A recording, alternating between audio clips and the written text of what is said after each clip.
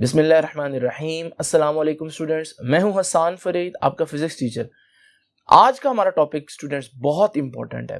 एक ना सिर्फ ये कॉन्सेप्चुअली इंपॉर्टेंट है बल्कि as a long question board में बहुत दफा पूछा जा चुका है। Absolute gravitational potential energy. आइए जरा देखते हैं इस टॉपिक में हमारे पास सीखने को क्या क्या है।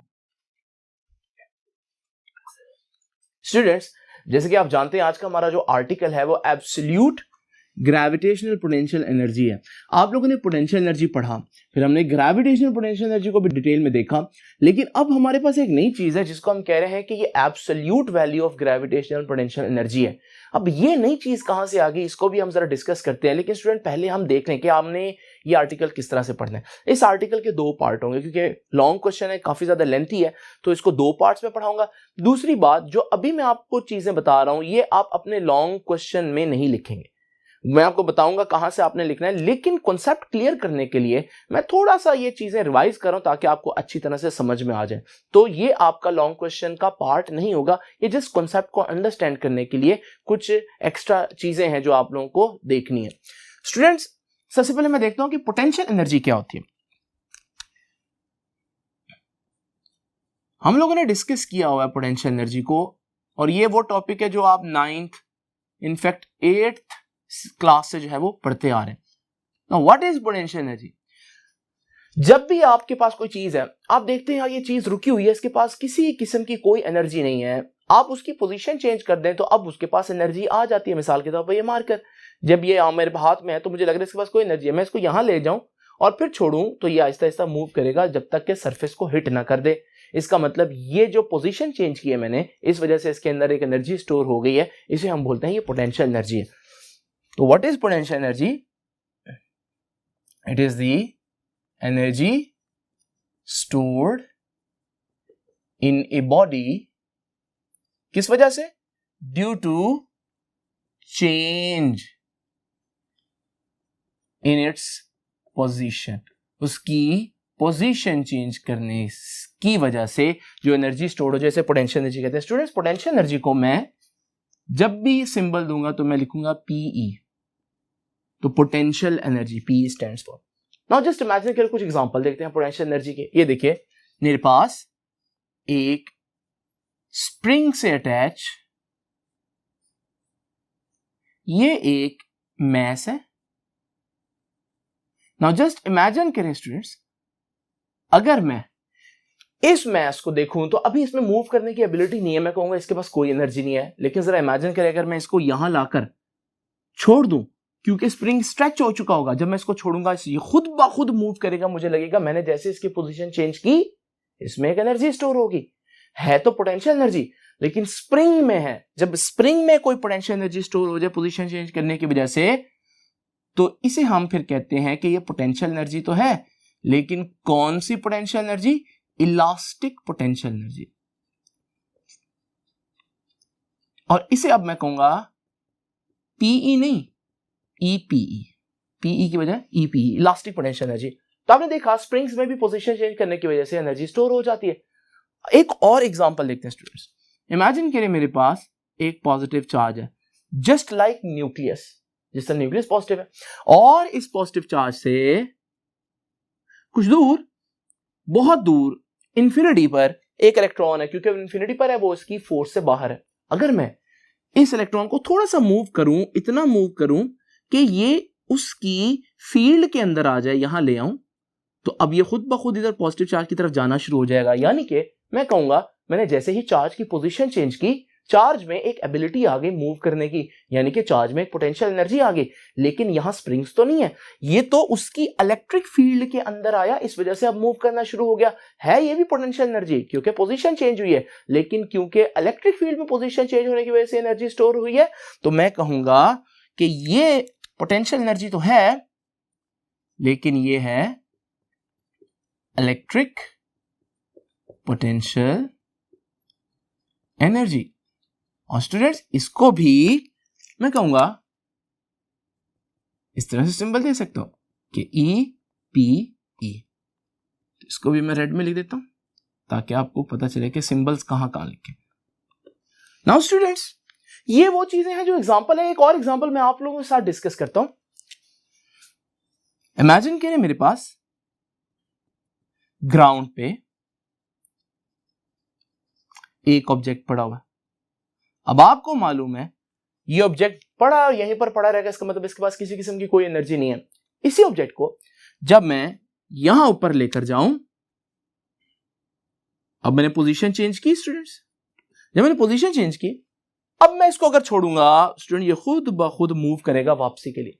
इसका मतलब हम लोगों ने देखा कि ये भी पोजीशन चेंज होने की वजह से एनर्जी आई, ये भी पोटेंशियल एनर्जी ही है।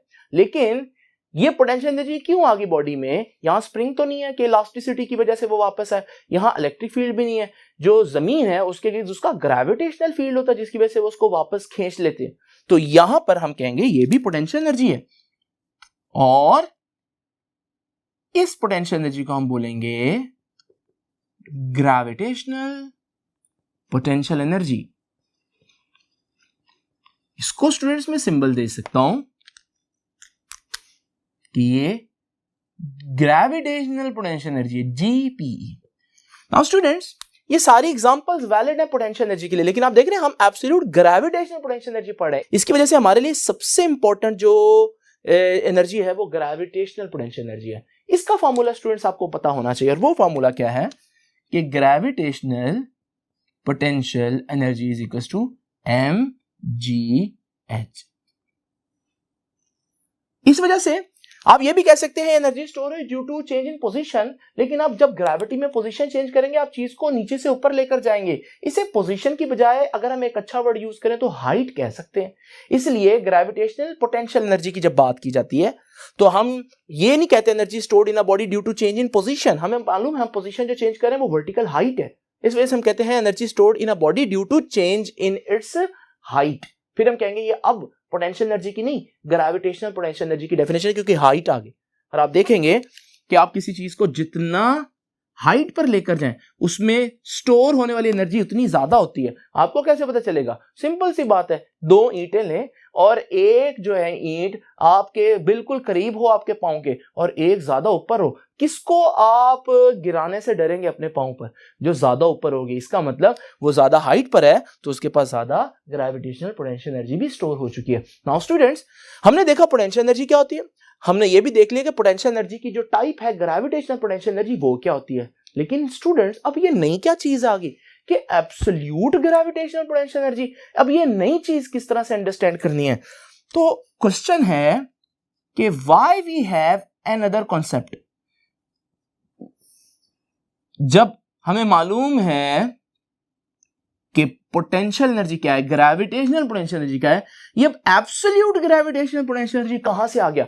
ऐसे तो साइंस में कोई चीज नहीं ना आ जाती, किसी ना किसी जरूरत के तहत आती है। अगर आप इस टॉपिक को अंडरस्टैंड करना चाहते हैं तो पहले आप इसकी जरूरत को समझें कि ये साइंसदानों ने ऐसे ही आपको परेशान करने के लिए नहीं एक टॉपिक बनाया, इसकी जरूरत थी। तो वो क्या रीजंस थी कि एब्सोल्यूट ग्रेविटेशनल पोटेंशियल एनर्जी निकालनी पड़ी, वो मैं अभी आपको समझाता हूं और फिर हम लॉन्ग क्वेश्चन को बकायदा स्टार्ट करेंगे। स्टूडेंट्स, सबसे पहला प्रॉब्लम जो था, आम जो एनर्जी का फार्मूला है, कौन सा फार्मूला है आम एनर्जी का फार्मूला? mgh, जो मैंने अभी आप लोगों से डिस्कस किया कि ये हमारे पास ग्रेविटेशनल पोटेंशियल एनर्जी का फार्मूला है। इसमें कोई 2 से 3 इश्यूज हैं। जो पहला इश्यू है वो मैं आपके साथ डिस्कस करता हूं, वो इश्यू है रेफरेंस पॉइंट का, वो मैं आपको समझाता हूं। स्टूडेंट्स, सबसे पहले आप ये देखें एक बड़ी ही इंपॉर्टेंट बात,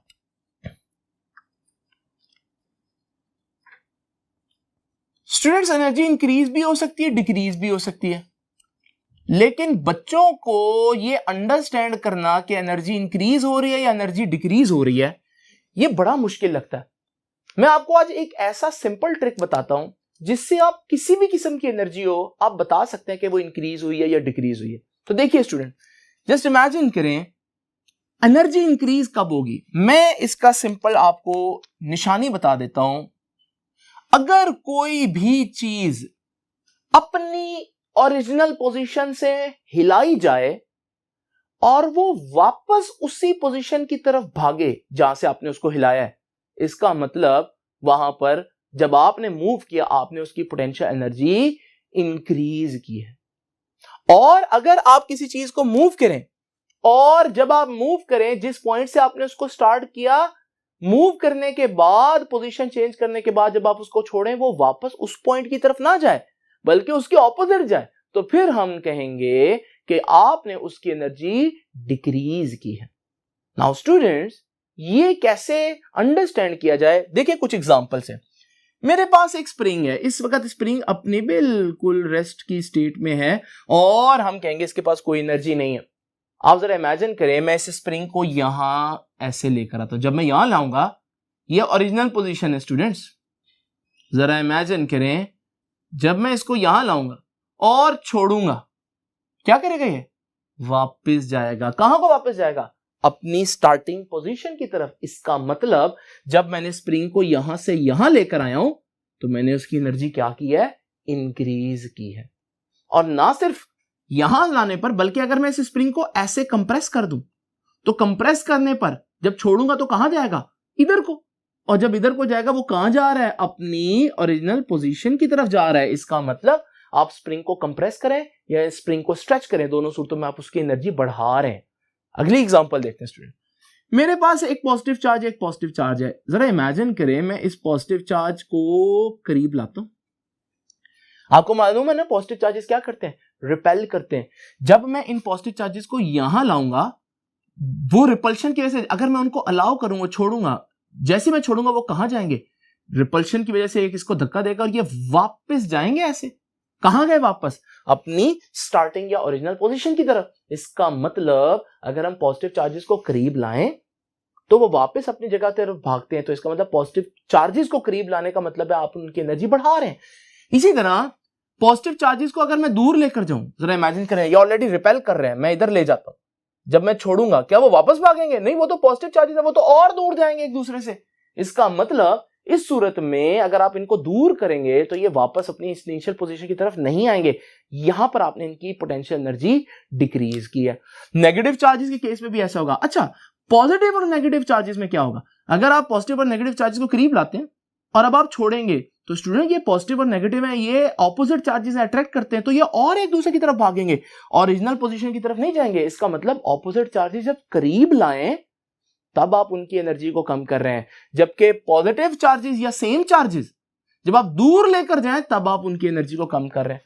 तो ये हमारे पास सिंपल सा एक सिस्टम है ये देखने के लिए कि एनर्जी कब इंक्रीज हो रही है, कब डिक्रीज हो रही है। लेकिन आपको मालूम है ना, आज का हमारा टॉपिक ना ही इलास्टिक पोटेंशियल एनर्जी है, ना ही इलेक्ट्रिक पोटेंशियल एनर्जी है, बल्कि हमारा टॉपिक है ग्रेविटेशनल पोटेंशियल एनर्जी। तो अब ग्रेविटेशनल पोटेंशियल एनर्जी क्या होगी, जरा देखिए।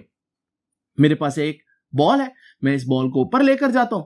अब जरा बॉल यहां आ गई है। अब जरा आप खुद ही सोचें, अगर मैं इसको छोड़ूंगा स्टूडेंट्स, ये क्या करेगी बॉल? ये बॉल छूटने के बाद नीचे को वापस भागेगी। इसका मतलब अगर वो नीचे को आएगी, वो अपनी ओरिजिनल पोजीशन की तरफ आ रही है जहां से मैंने उसको चेंज किया था उसकी पोजीशन। जब ये ओरिजिनल पोजीशन की तरफ आ रही है, इसका मतलब इसकी एनर्जी बढ़ी है। यानी कि जब भी मैं बॉल को ऊपर लेकर जाऊंगा तो मैं उसकी पोटेंशियल एनर्जी बढ़ा रहा हूं। अच्छा, अगर ये बॉल ऑलरेडी इधर है और मैं इसको नीचे ले आऊं तो क्या ये खुद ब खुद ऊपर जाएगी वापस अपनी पोजीशन की तरफ? नहीं स्टूडेंट्स, ये तो और नीचे जाता जाएगी। इसका मतलब क्या हुआ कि जब मैं किसी चीज की हाइट बढ़ाऊं तो वो वापस आने की एबिलिटी रखती है। इसका मतलब मैंने उसकी पोटेंशियल एनर्जी बढ़ाई है। लेकिन अगर किसी चीज की हाइट कम करूं तो फिर वो अपनी इनिशियल पोजीशन की तरफ जाने की सलाहियत नहीं रखती। इसका मतलब नीचे लाने पर मैंने उसकी पोटेंशियल एनर्जी डिक्रीज किया। नाउ जस्ट इमेजिन स्टूडेंट्स कि मेरे पास ये एक जमीन की सरफेस है, कहीं अप है कहीं डाउन है, ये है अर्थ की सरफेस। अब मैं यहां पर एक मेरे पास ऑब्जेक्ट है, जरा इमेजिन करें मैं इसकी पोटेंशियल एनर्जी या ग्रेविटेशनल पोटेंशियल एनर्जी निकालना चाहता हूं। आपको मालूम है ना फार्मूला, तो हमें पता चल गया कि ग्रेविटेशनल पोटेंशियल एनर्जी का फार्मूला है mgh, और यहां पर हाइट तो 0 है, तो ये हमारे पास हाइट 0 पुट करूंगा तो पोटेंशियल एनर्जी 0 हो जाएगी। अब यहां पर ग्रेविटेशनल पोटेंशियल एनर्जी 0 होगी।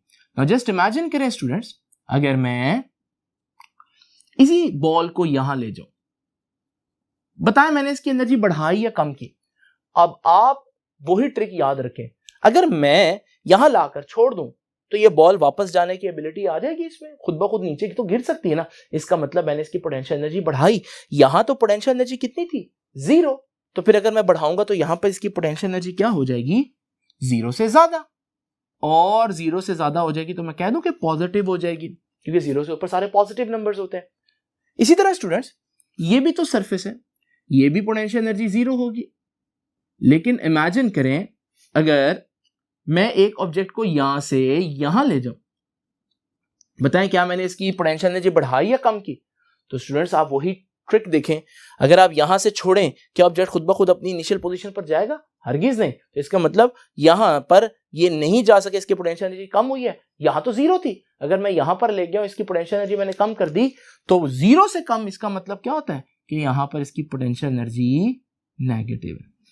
नाउ स्टूडेंट्स आप कहेंगे सर ये तो सब कुछ बिल्कुल ठीक ठाक है, इश्यू क्या है इस पोटेंशियल एनर्जी के फॉर्मूले में, प्रॉब्लम क्या है? प्रॉब्लम आप जरा देखते हैं स्टूडेंट्स। ये देखिए हमारे पास अगर हम देखें, हमने रेफरेंस इसको लिया, ये हमारा 0 पॉइंट है, यानी कि सरफेस ऑफ अर्थ जो है वो हमारा रेफरेंस पॉइंट है। अब होगा क्या इशू कि जो शख्स जहां रह रहा होता है ना, वो उसी को रेफरेंस पॉइंट कहता है। अगर ये रेफरेंस पॉइंट है, ये एनर्जी पॉजिटिव, ये एनर्जी नेगेटिव, लेकिन जो शख्स यहां रहेंगे वो कहेंगे भाई ये है रेफरेंस पॉइंट। और अगर ये रेफरेंस पॉइंट हुआ तो ये पॉइंट भी नीचे है, ये भी एनर्जी नेगेटिव हो जाएगी और ये भी एनर्जी नेगेटिव हो जाएगी। और अगर ये शख्स कहता है नहीं मेरा जहां पर घर है वो पॉइंट रेफरेंस पॉइंट है, तो यहां वो कहेगा 0 है। अगर वो कहेगा यहां 0 है तो ये भी ऊपर पॉइंट है, ये भी एनर्जी पॉजिटिव आएगी उसके लिहाज से, और ये भी एनर्जी पॉजिटिव आएगी क्योंकि ये पॉइंट इसके लिहाज से ऊपर है। तो स्टूडेंट्स देखें एक ही पॉइंट है लेकिन उसकी पोटेंशियल एनर्जी पॉजिटिव भी आ रही है, नेगेटिव भी आ रही है, 0 भी आ रही है, डिपेंड कर रहा है आपका रेफरेंस पॉइंट क्या है।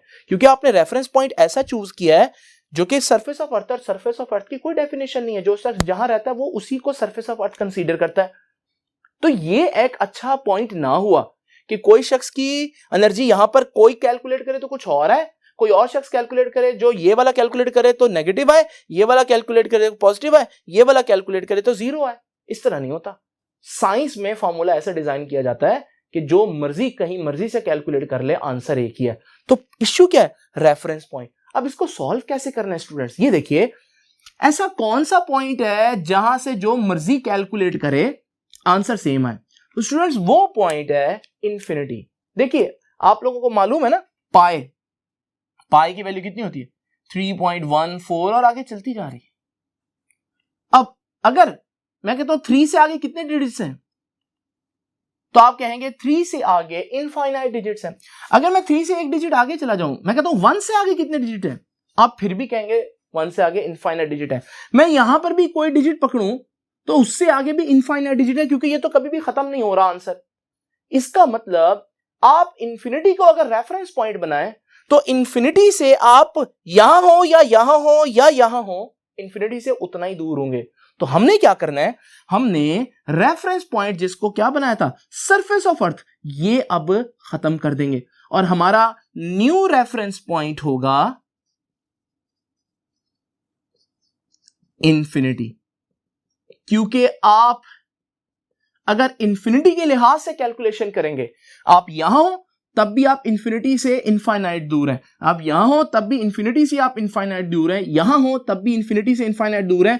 तो अगर आप यहां बैठकर जो नया फार्मूला मैं बनाऊंगा इंफिनिटी के लिहाज से, वो फार्मूला लगाएं, आपका आंसर सेम आएगा। इट डजंट मैटर आप कहां पर मौजूद हैं।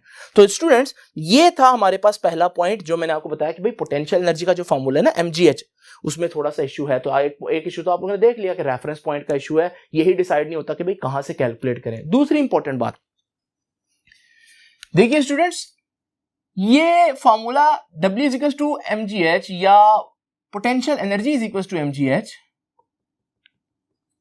इसकी कुछ शर्त है लगने की, और वो शर्त क्या है, ये जो g की वैल्यू ना ये कांस्टेंट रहे।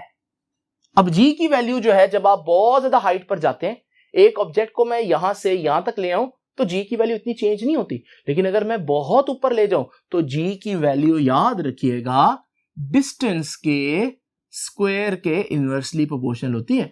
तो जैसे जैसे मैं ऊपर जाऊंगा तो g की वैल्यू कम होती जाएगी। जब g की वैल्यू कम होती जाएगी तो g तो कांस्टेंट ना रहा, जब कांस्टेंट नहीं रहा तो फिर ये फॉर्मूला एप्लीकेबल नहीं है। तो ये कहां एप्लीकेबल है कि mgh formula only valid near surface of earth, जमीन के बिल्कुल करीब करीब अगर हम देखें तो फिर तो वैलिड है, लेकिन अगर आप जमीन से बहुत दूर जाएंगे तो फिर ये फॉर्मूला आप नहीं लगा सकते। और तीसरी इंपॉर्टेंट बात, ये इतनी ज्यादा वैसे इंपॉर्टेंट नहीं है, सिर्फ आप लोगों को एक यूनिफॉर्मिटी दिखाने के लिए हमें मालूम है ग्रेविटेशनल फोर्स का फॉर्मूला क्या, G(m1 m2 over r²), यानी कि ग्रेविटेशनल फोर्स डिस्टेंस के स्क्वायर के इनवर्सली प्रोपोर्शनल है।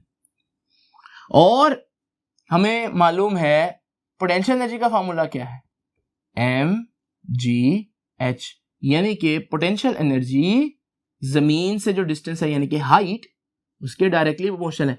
यानी कि जब आप ऊपर जाएंगे डिस्टेंस बढ़ेगा, पोटेंशियल एनर्जी बढ़ेगी, लेकिन ग्रेविटेशनल फोर्स कम होगी। तो बच्चे इसमें भी कंफ्यूज रहेंगे कि ये क्या बात हुई, फोर्स बढ़ रही है एनर्जी कम हो रही है। बच्चे चाहते हैं फोर्स और एनर्जी को एक ही कॉन्सेप्ट में देखना। तो हम जो फार्मूला बनाएंगे उसमें हम कोशिश करेंगे कि डिस्टेंस का जो रिलेशन है अगर इनवर्स है तो दोनों में इनवर्स हो। तो स्टूडेंट्स आपने देखा कि हमारे पास रेफरेंस पॉइंट का इशू है और हमारे पास ये फार्मूला सिर्फ जमीन के करीब करीब चल सकता है, हर जगह नहीं। और यूनिफॉर्मिटी का इश्यू है कि कहीं इनवर्सली आ रहा है, कहीं डायरेक्टली प्रोपोर्शनल आ रहा है। ये सारे इश्यू रिजॉल्व करने के लिए हमने क्या किया, हमने एक नया कॉन्सेप्ट लाया और ग्रेविटेशनल पोटेंशियल एनर्जी की बजाय एब्सोल्यूट ग्रेविटेशनल पोटेंशियल एनर्जी को हम ज्यादा इंपॉर्टेंस देंगे। लेकिन वो क्या होती है और कैसे कैलकुलेट की जाती है वो मैं आपको बताता हूं। लेकिन जाने से पहले एक दफा फिर से ये देख लीजिए कि हमारे पास नया रेफरेंस पॉइंट क्या होगा, इन्फिनिटी। नया रेफरेंस पॉइंट अब हमारा इन्फिनिटी है। हम हर चीज की कैलकुलेशन कहां से करेंगे, इन्फिनिटी से करेंगे। नाउ स्टूडेंट्स जरा देखते हैं ये लॉन्ग क्वेश्चन लिखना कैसे। तो अब मैं स्टार्ट करूंगा लॉन्ग क्वेश्चन। अभी तक जो चीजें थी वो सिर्फ कॉन्सेप्ट के लिए थी, इनको आप नोट करें, लेकिन इनको लॉन्ग क्वेश्चन में नहीं लिखना। तो स्टार्ट करते हैं स्टूडेंट्स आज का लॉन्ग क्वेश्चन। स्टूडेंट्स जरा देखते हैं ये अब एब्सोल्यूट ग्रेविटेशनल पोटेंशियल एनर्जी कैसे निकालनी है।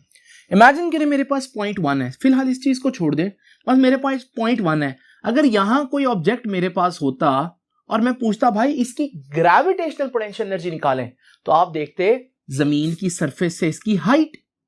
लेकिन अब आपको मालूम है कि हमने अपना रेफरेंस पॉइंट चेंज कर दिया। अब बजाय हम जमीन के सरफेस से देखें, पुरानी डेफिनेशन ये होनी चाहिए थी कि इस पॉइंट पर पोटेंशियल एनर्जी क्या होगी, जितना वर्क यहां से ऑब्जेक्ट को यहां तक लाने में लगेगा वही हमारे पास उसकी ग्रेविटेशनल पोटेंशियल एनर्जी होगी। लेकिन अब हमारा रेफरेंस पॉइंट क्या है, हमारा रेफरेंस पॉइंट है इन्फिनिटी, ऐसा पॉइंट जो हर पॉइंट से इनफाइनाइट दूर है। अब जरा देखिए, आज के बाद इसकी ग्रेविटेशनल पोटेंशियल एनर्जी की बात नहीं करनी, एब्सोल्यूट ग्रेविटेशनल पोटेंशियल एनर्जी की बात करनी। और वो क्या होगी, वो वर्क होगा जो इस ऑब्जेक्ट पर करना पड़ेगा इसको यहां से इन्फिनिटी तक लेकर जाने के लिए। पहले हम कहते थे सरफेस से यहां तक लाने के लिए, लेकिन हम कहेंगे यहां से इन्फिनिटी तक लाने के लिए, क्योंकि हमारा नया रेफरेंस पॉइंट क्या है, हमारा नया रेफरेंस पॉइंट है इन्फिनिटी। बच्चे कहेंगे सर इससे सारी चीजें चेंज नहीं हो जाएंगी, ये बात हम इस लेक्चर के एंड पर कंक्लूड करेंगे। ये देखिए स्टूडेंट्स, तो यहां से अगर मैं डिफाइन करूं तो what is absolute gravitational potential energy, it is the amount of work done by gravitational field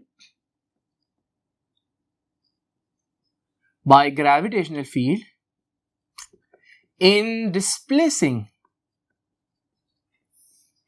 मतलब मूव करना the object,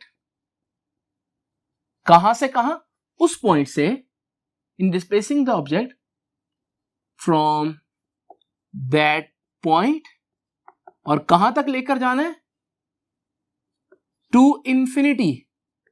और भाई इंफिनिटी होती क्या है, where the force of gravity becomes zero. ये इंफिनिटी है basically, where the force of gravity becomes zero. तो स्टूडेंट्स ये है एब्सोल्यूट ग्रेविटेशनल पोटेंशियल एनर्जी की डेफिनेशन। अब एब्सोल्यूट ग्रेविटेशनल पोटेंशियल एनर्जी की डेफिनेशन समझ में आ गई। अब जरा देखते हैं इसकी कैलकुलेशन कैसे करनी है और कैलकुलेशन करने में इश्यूज क्या आएंगे। देखिए बच्चों, ये मैं यहां पर लिख रहा हूं कि ये सारी आपने बुक की लाइंस लिखनी है। ये वही चीजें जो मैंने भी आप लोगों को एक्सप्लेन की, लेकिन यहां पर आपने बुक की लाइंस लिखनी है। मैं आपको सिंपल बताता हूं कि आपने कहना क्या है। ये देखिए स्टूडेंट्स, होगा क्या, प्रॉब्लम है। प्रॉब्लम क्या है, आपने यहां से यहां तक लेकर जाना है। जब आप ऑब्जेक्ट को इस पॉइंट से इंफिनिटी तक मूव करेंगे तो आपको मालूम है कि फोर्स ऑफ ग्रेविटी तो कांस्टेंट नहीं रहेगी। तो हमें मालूम है कि force of gravity is inversely proportional to r square. तो जैसे जैसे आप ऊपर जाएंगे जमीन से डिस्टेंस बढ़ेगा तो फोर्स ऑफ ग्रेविटी वीक होती जाएगी। तो फोर्स ऑफ ग्रेविटी डिस्टेंस पर डिपेंड कर रही है। हेंस जब आप यहां से यहां तक जाते हैं इंफिनिटी तक तो हमारे पास moving to infinity will change the force. जब आप इतना दूर तक जाएंगे, इंफिनिटी तक जाएंगे, तो आपकी फोर्स जो है वो अच्छी खासी चेंज हो जाएगी। और हमें मालूम है जब फोर्स चेंज हो जाए, ग्रेविटी की वैल्यू चेंज हो जाए, तो जो potential energy is equal to mgh का फॉर्मूला था इज नॉट एप्लीकेबल हियर।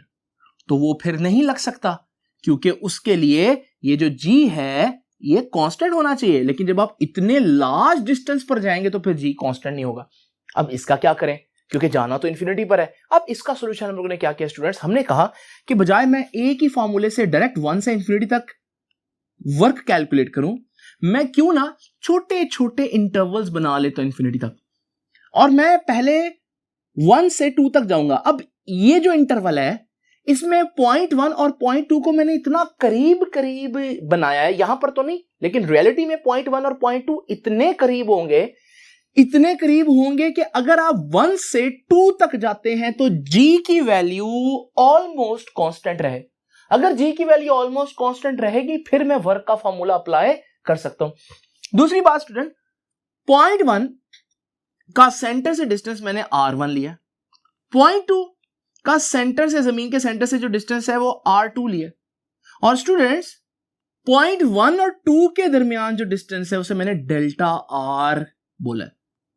तो तीसरी बात, 3 डिस्टेंस हो गए। चौथी बात, 0.1 और 2 का जो मिड है ना, ये देखिए, ये इसका जमीन से जो डिस्टेंस है सेंटर से वो r लिया। तो ये 4 चीजें, r1 ये भी आप एक्सप्लेन करेंगे। What is r1? r1 is the distance of 0.1 from center of earth, r2 is the distance of 0.2 from center of earth, and r is the distance of midpoint of 1 and 2 यानी कि ये वाला point from center of earth, और delta r is the distance between 1 and 2, और delta r बहुत थोड़ा होगा क्योंकि मैंने बताया कि 0.1 और 0.2 को मैंने बहुत करीब करीब इमेजिन किया है, इतना करीब कि g की वैल्यू अगर आप 1 से 2 जाते हैं तो चेंज नहीं होगी। नाउ स्टूडेंट्स, यहां से मैं कह सकता हूं कि जब आप 1 से 2 जाएंगे, ये जो डेल्टा r है, डेल्टा आर किसके बराबर आएगा? देखिए इतना डिस्टेंस, ये टोटल डिस्टेंस कितना है? r2। इतना कितना है? r1। तो डेल्टा आर बराबर आएगा r2 माइनस r1। यहां से मैं r2 फाइंड आउट कर सकता हूं स्टूडेंट। r2 किसके बराबर आएगा? ये माइनस r1 है, उधर जाकर डेल्टा आर में ऐड हो जाएगा, तो डेल्टा आर वैसे का वैसा, लेकिन ये माइनस r1 उधर जाकर प्लस r1 हो जाएगा। इसे मैं कह देता हूं स्टूडेंट्स इक्वेशन नंबर 1। अब दूसरी बात हमें मालूम है, देखिए r क्या है? r इन दोनों पॉइंट्स के मिड का डिस्टेंस है ये, यानी अगर मैं ये वाला डिस्टेंस देखूं और ये वाला डिस्टेंस देखूं, इसका एवरेज ले लूं तो ये बनेगा, क्योंकि एवरेज का मतलब क्या होता है? बिल्कुल दरमियान में, मिड में। तो अब जरा देखते हैं, यहां पर मैं कह सकता हूं कि जो r है ना, ये इन दोनों का मिड है, यानी कि r1 और r2 का एवरेज। और एवरेज कैसे लेते हैं? दोनों को ऐड करो और 2 पर डिवाइड कर दो। लेकिन स्टूडेंट्स मैंने r2 तो निकाला हुआ है, ये वैल्यू मैं यहां पुट करूंगा r2 की, तो ये आ जाएगा r1 प्लस r2 कितना आएगा? Delta r plus r1 divide by 2। r1 plus r1 कितना हो जाएगा? 2r1 plus del r divided by 2। हाँ स्टूडेंट्स, ये 2 इससे भी डिवाइड होगा और इससे भी डिवाइड होगा, तो r इज इक्वल टू, जब ये इससे डिवाइड होगा तो ये 2r1 के नीचे भी 2 आ जाएगा, और जब ये इससे डिवाइड होगा तो डेल्टा r के नीचे भी 2 आ जाएगा, जिससे हमारे पास ये बन जाएगा r1/2 प्लस डेल r1, क्योंकि ये तो हमारे पास 2 से कैंसिल हो जाएगा, और डेल r/2। ये आ गया हमारे पास r का फॉर्मूला। अब स्टूडेंट्स मैं क्या करूंगा, यहां पर इसको मैं इक्वेशन नंबर 2 का नाम देता हूं और मैं दोनों तरफ स्क्वायर लूंगा। क्यों? उसकी रीजन अभी आपको समझ में आएगी कि by taking square on both sides, by taking square on both sides. आपको मालूम है जब इधर का स्क्वायर लिया जाएगा आर का तो ये बन जाएगा आर स्क्वायर। जब R1 plus del r divided by 2 इसका होल स्क्वायर लिया जाएगा। आपको मालूम है हम लोगों ने एक फार्मूला पढ़ा था स्टूडेंट्स, वो फार्मूला क्या था? वो फार्मूला था a प्लस बी, जब दो चीजें ऐड हो रही हो तो उनका स्क्वायर किसके बराबर होता है? a स्क्वायर प्लस 2ab प्लस बी स्क्वायर। ये बड़ा मशहूर फार्मूला है, मैथमेटिक्स में 9th 10th में आप लोगों ने पढ़ा है। तो आप जरा देखिए यहां पर r का square as it is a plus b whole square. पहले आप क्या कहेंगे? पहली टर्म का स्क्वायर यानी r1 का स्क्वायर, फिर 2 लिखेंगे फार्मूले का, फिर a यानी कि पहली टर्म लिखेंगे, पहली टर्म क्या है? r1, और फिर दूसरी टर्म लिखेंगे, दूसरी टर्म क्या है? Delta r over 2। ये 2ab लिख दिया आपने, राइट? और फिर आपने क्या लिखना है? दूसरी टर्म जो है उसका स्क्वायर, और दूसरी टर्म क्या थी? डेल r ओवर 2 और उसका स्क्वायर। नाउ स्टूडेंट्स जरा इमेजिन करें, हमारे पास ये आ जाएगा r1 का square as it is r1 square. ये स्टूडेंट्स कैंसिल हो जाएगा, क्या रह जाएगा? r1 डेल r, और डेल r का स्क्वायर कितना हो जाएगा? डेल r स्क्वायर और 2 का स्क्वायर कितना हो जाएगा जी? 4। नाउ स्टूडेंट्स आपको याद है मैंने आपको बताया था कि पॉइंट 1 और 2 बहुत करीब है।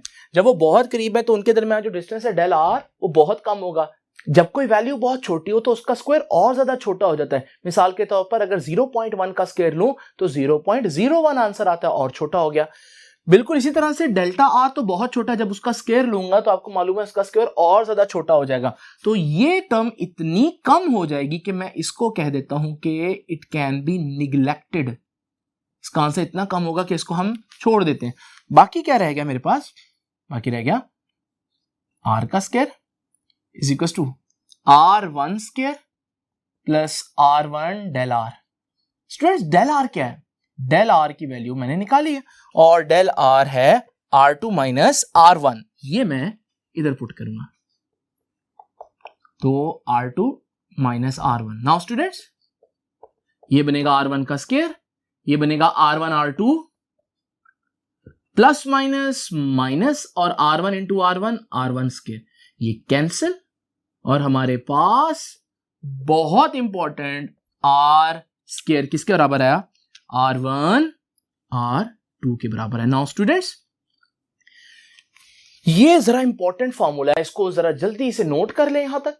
मैं अब आपको ये लेक्चर कंटिन्यू करूंगा नेक्स्ट लेक्चर में, और आप यहां तक बड़े ही अच्छे तरीके से नोट कर लें। मैं इस फॉर्मूले से आगे अब हमने मैथमेटिकल डेरिवेशन कैसे करनी है ये आपको बताता हूं नेक्स्ट लेक्चर में। तब तक के लिए अल्लाह हाफिज।